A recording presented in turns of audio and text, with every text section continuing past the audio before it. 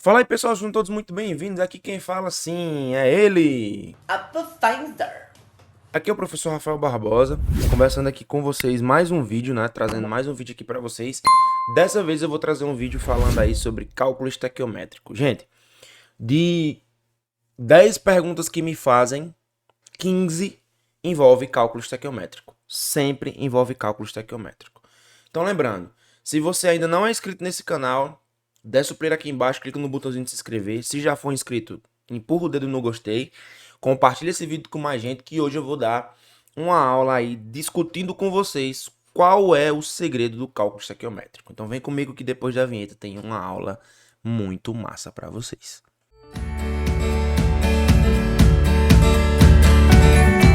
Galera, muita gente se pergunta, tio Rafas, eu tenho muita dúvida em cálculo estequiométrico, qual é o problema de cálculo estequiométrico e tal? Bom, primeira coisa é que na maioria das vezes você não tem problema com o cálculo, você tem problema com matemática, tá? O cálculo estequiométrico em si, ele é muito fácil de entender. Por que ele é muito fácil de entender, tio Rafas? Porque existe uma lógica, não que na matemática não tenha lógica, é claro que a matemática tem lógica, mas existe uma lógica que você pode utilizar para relacionar grandezas quando se trata de cálculo estequiométrico, tá bom?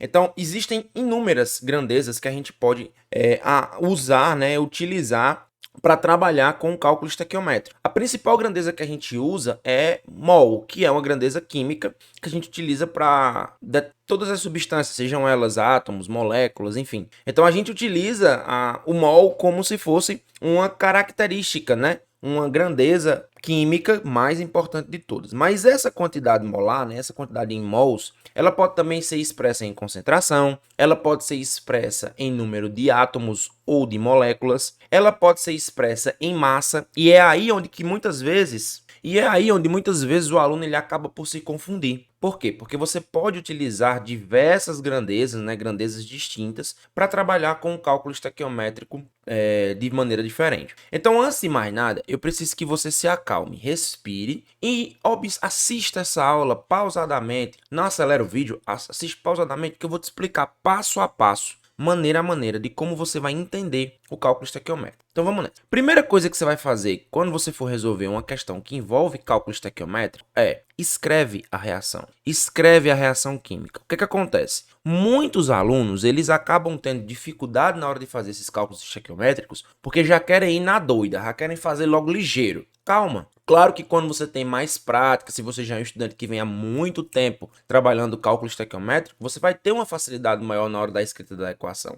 É óbvio. Mas se você não tiver ainda, tiver num processo de aprendizagem, escreve a equação com calma, pensa nela. Escreveu a equação? Beleza. Agora tu vai balancear a equação química. Tio Rafas, não sei balancear. Tá passando aqui no card para vocês um vídeo onde eu falo sobre os principais métodos de balanceamento de equações. Só clicar nele que eu vou falar para vocês dos principais métodos e aí, ó, já dá aquele start. Mas basicamente o que é balancear? É você igualar o número de átomos que existem no reagente e o número de átomos que existem nos produtos. Depois você vai estabelecer uma regra de 3. Professor, eu adoro responder por análise imediata. Não tem problema. Análise imediata também é uma regra de 3, tá? Então você estabelece uma regra de 3 com base na pergunta que o problema te fez. E aí entra um outro problema, entra uma outra questão, na verdade, que é a interpretação. Gente, não adianta, você não vai conseguir passar naquele vestibular que você almeja sem saber interpretação de texto. Tem que saber interpretar o problema porque é ele quem vai te dar as pistas de como você vai resolver aquela questão. E tudo isso deve obedecer aos coeficientes estequiométricos que você colocou na equação anterior. Claro que não tem como eu responder para você uma relação estequiométrica sem fazer um exemplo, tá bom? Depois que você estabeleceu aqueles critérios que eu mencionei no slide anterior, peguei aqui a síntese da amônia, ou síntese de Kirby-Bauer, por exemplo. O que é que eu tenho? Eu tenho que 1 mol de N2, ó, veja que eu estou usando uma grandeza, que é moléculas, mol, tá?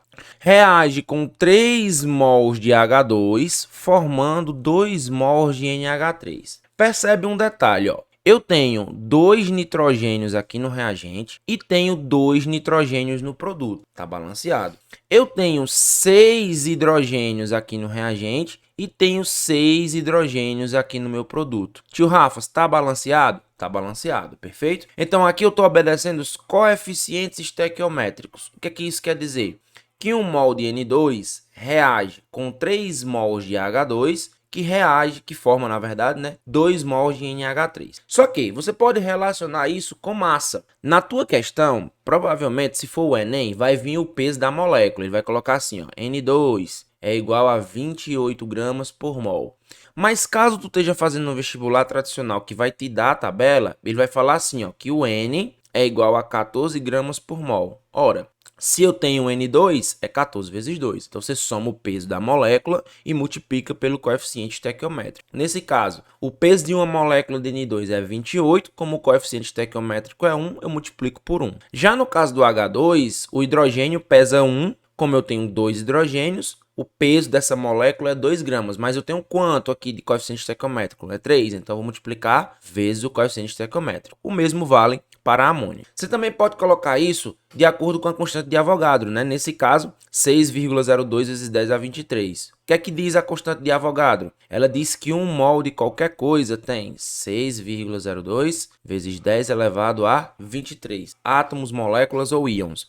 Então, você vai colocar aqui, cada mol tem 6,02 vezes 10 a 23, e isso vai ser multiplicado sempre pelo seu coeficiente estequiométrico, obedecendo o balanceamento da equação, tá? Volume, da mesma forma, 1 mol de qualquer coisa ocupa 22,4 litros. Então, utilizando esse critério, você já sabe que 1 mol de qualquer molécula vai ocupar 22,4 litros, tá bom? Então, olha só, depois que você fez isso, vamos pegar essa equação grande, já balanceei, já escrevi, e agora eu posso relacionar isso com algumas outras coisas, não posso? Pode. Você pode criar uma proporcionalidade. O que é que isso quer dizer? Que 1 mol de N2 é proporcional a 3 mols de H2, que também é proporcional a 2 mols de NH3 nessa reação, beleza? Essa reação que eu estou comentando com vocês. Essa reação aqui tem essa característica. Por quê, tio? Porque nessa reação aqui você tem os balanceamentos. Você fez o balanceamento. E esse balanceamento tem aí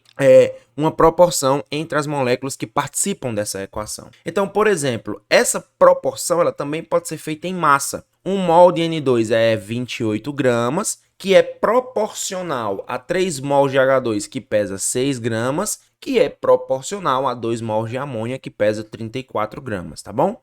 Se você, por exemplo, estabelecer um dado de 50 gramas de N2, quanto você vai precisar de H2 e de NH3, você pode fazer isso por partes. Você faz assim, ó, meios pelos extremos desse aqui, vai ficar como? 28 vezes x, que é igual a 50 vezes 6. X vai dar quanto? 50 vezes 6 dividido por 28, tá? Então, você estabeleceu uma proporção.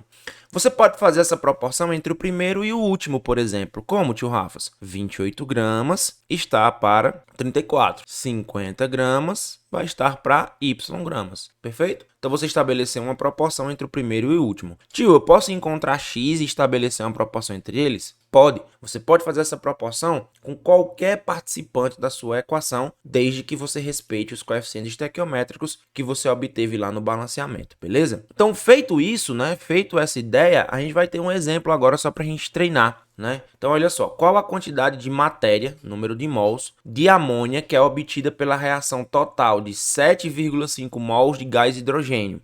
Então, ele deu uma característica, ele deu a quantidade de hidrogênio e quer saber quanto é que você vai produzir de amônia. Então, como a gente tem uma equação que tem 3 mols de H2 para cada 2 mols de NH3, não sou eu que estou dizendo, é a reação que está dizendo, tá? Então, se eu tenho 3 mols está para 2, 7,5 está para x. Fazendo meios pelos extremos, o que é que eu vou ter? 3 vezes x, que é igual a 7,5 vezes 2. X é igual. 7,5 vezes 2 vai dar 15. 3 está multiplicando, passa para o outro lado dividindo. Então, 15 dividido por 3 vai dar 5 mols. Aí você fala assim, tio Rafas, mas se fosse bem simples assim, eu não errava uma. Talvez sim, porque muitas vezes você esquece do básico, tá? Esquece do básico, então lembre disso. Você esquece do básico. Quando você esquece do básico, automaticamente você tem esse problema aí, perfeito? Então lembre-se de estudar o básico. Estequiometria é treino, tá bom? Treino. Acompanhe as resoluções de questões que a gente tem aqui no canal, que a gente sempre está trabalhando com cálculo estequiométrico, tá? Segundo exemplo, qual a massa de nitrogênio necessária para produzir 59,5 gramas de gás amônia? Olhando agora para a proporção, veja que ele está trabalhando agora em massa. Então a gente pode utilizar naquele quadro que eu mostrei para vocês, a proporção agora em massa. 1 mol de N2 pesa 28 gramas, enquanto que 1 mol de N2 forma 2 mols de NH3. Cada NH3 pesa 17 gramas, como eu tenho 2 vezes 17. 59,5 está para quanto? X. Mesmo esquema, meios pelos extremos, eu vou precisar agora de 49 gramas de N2, tranquilo? Então é uma relação estequiométrica. Tio, essa relação pode vir também em outra grandeza? Pode. Você pode utilizar essa relação em volume. Então aqui eu trouxe para vocês em volume na CNTP. Então ele pergunta: quantos litros de amônia na CNTP são obtidos pela reação de 90 litros de gás hidrogênio com gás nitrogênio suficiente? Gente, o princípio é o mesmo. Lembre-se que 1 mol ocupa 22,4 litros e ele pede a relação entre gás hidrogênio e amônia. Então 3 mols de H2, cada mol ocupa 22,4 litros, então 3 vezes 22. Produz, né, 2 mols de NH3. Cada mol de qualquer molécula ocupa 22,4 litros, que vezes 2, por conta do ajuste estequiométrico. Fazendo meios pelos extremos, você vai ter a produção de 60 litros de NH3, tá bom? Sempre uma relação de regra de 3. Tio Rafas, pode acontecer de eu ter uma relação, uma inter-relação, digamos assim, entre uma casa mol, por exemplo, e outra sendo gramas, por exemplo? Pode acontecer. Então aqui eu trouxe uma reação de combustão do gás butano, certo? Que já está balanceada, eu poderia balancear isso antes, né? Eu tenho que balancear isso antes. E aí eu vou ter uma proporção, ó. 1 mol de gás butano produz 5 mols de água. Quanto é que vale 5 mols de água? 5 mols de água vale 5 vezes 18 gramas. Por que 18 gramas, tio Rafas? Porque uma molécula de água pesa 18 gramas, tá bom? Então 1 mol está para 5 vezes 18, porque são 5 mols aqui, né? 5 mols de C4H10 está para X, meios pelos extremos. Aí você pode perguntar assim: tio, mas o senhor está usando mol e grama, isso vai dar errado, não vai não, na hora de fazer a regra de 3? Não, sabe por quê? Porque de um lado, todas as minhas medidas estão ocupando a mesma unidade e do outro, todas as minhas medidas estão ocupando a mesma unidade. Então, quando eu faço meios pelos extremos, eu vou escrever nessa para vocês, só para vocês se ligarem. Como é que vai ficar? Vai ficar assim, ó. 1 mol de C4H10 vezes X, que é igual a 5 mol de C4H10 vezes 5 vezes 18 gramas. Concorda que está multiplicando, passa para lá como? Dividindo. Então, X vai ser quem? 5 mol de C4H10 vezes 5 vezes 18 gramas, dividido por quanto? Dividido por 1 mol de C4H10. Concorda que eu posso cortar isso com isso? Por isso que só sobra lá no final grama. Nesse caso, vai sobrar 450 gramas de água. Perfeito? O outro exemplo, você também pode utilizar essa proporção em volume para mols, tá? Então ele pergunta assim, ó, qual a quantidade de matéria de butano necessária para produzir 112 litros de gás carbônico? O mesmo princípio que eu utilizei. De um lado tem todo mundo com a mesma unidade, do outro todo mundo com a mesma unidade. Então lembre-se, sempre obedecendo o coeficiente estequiométrico dado o balanceamento da equação. Perfeito? Tio, tem mais alguma relação que eu preciso usar? Tem. Então você pode utilizar volume com volume. E nesse caso a gente obedece à lei de Gay-Lussac. Na lei de Gay-Lussac a gente pode relacionar os volumes de cada um dos gases pertencentes à reação equivalentes aos seus números de mol, ao número de mol, né? Então eu tenho 6,5 VdO2, porque é 13 sobre 2, né? 6,5, que estão para 4 mols de CO2. Então, substituindo isso, eu vou ter 50 litros para X. Então, a lei de Gay-Lussac estabelece o mesmo critério, com a única diferença que você pode equivaler a quantidade de mols de acordo com o volume em litros, se todos os constituintes da reação, neste caso, forem gasosos. E claro, se a questão não especificar que você deve considerar o volume na CNTP. Bom, gente, espero que esse vídeo tenha sido super esclarecedor para você. Espero que tenha te ajudado. Se te ajudou, não esquece de deixar o gostei aqui embaixo.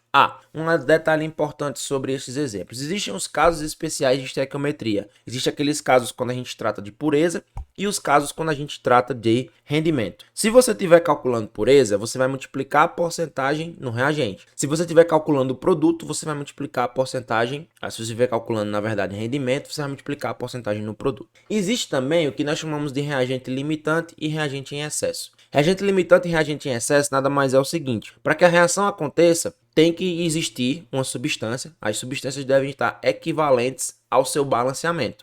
Muitas vezes, o operador, né, em uma reação química, ele coloca mais do que precisa, reagente em excesso. Enquanto que outro coloca a substância apenas no limite da reação, reagente limitante. Sempre que você tiver essa condição, você vai fazer todos os seus cálculos estequiométricos baseados no reagente limitante. Por quê, tio Rafas? Porque se o reagente limitante acabar, a reação para. Então ele já, no próprio nome já diz, ele estabelece o limite de até onde a reação vai acontecer. Beleza? Então é isso. Um grande abraço e a gente se vê no próximo vídeo.